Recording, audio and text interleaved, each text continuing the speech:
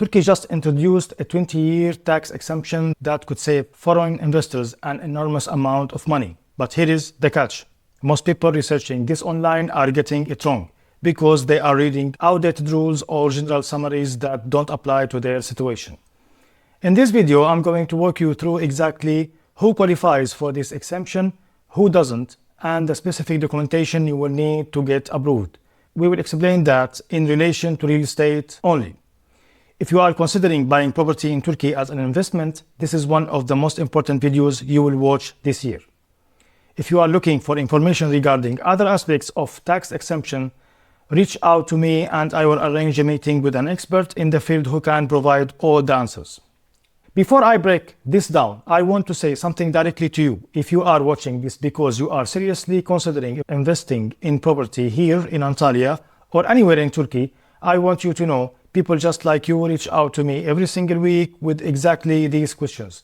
Let's get into it. I'm specialized in helping foreign buyers and investors navigate the Turkish real estate market from start to finish, including tax, structuring, legal compliance, and making sure you don't leave money on the table because of technicality you didn't know about. If anything in this video applies to your specific situation, do not guess your way through it. Reach out to me directly. All my contact information is in the description box below. Now, let's talk about who qualifies for this exemption. First, what this tax exemption actually covers. Let's start with the basics. This exemption isn't a blanket discount on everything. It applies to specific categories of income and specific holding periods tied to your property investment. Understanding the mechanics matters more than the headline number, because the way the exemption is structured determines whether it benefits your situation or not. The core idea is this. If you hold a qualifying property for the full exemption window, certain income generated from that property, and in some cases the eventual capital gain on sale, is shielded from the standard tax treatment that would otherwise apply. That is powerful, but only if your investment structure lines up with the requirements from day one.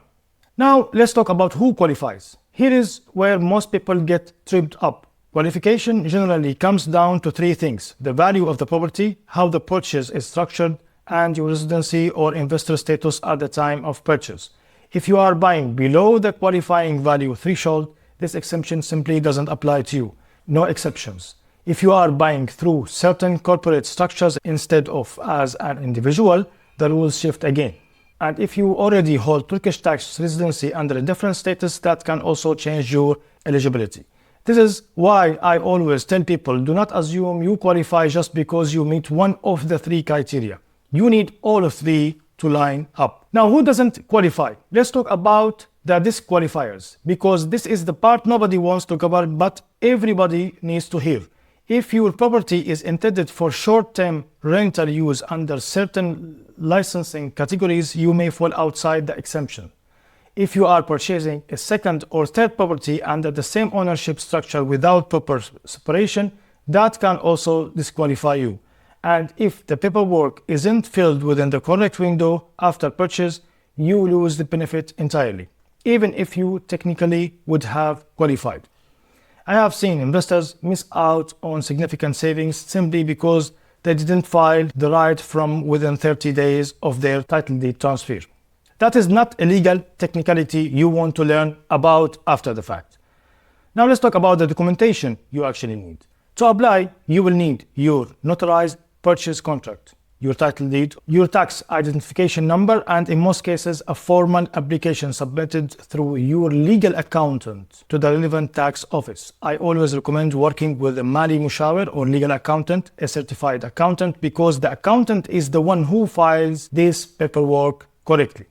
Now, what are the common misconceptions? The biggest misconception I hear is that this exemption applies automatically just because you are a foreign buyer. It doesn't.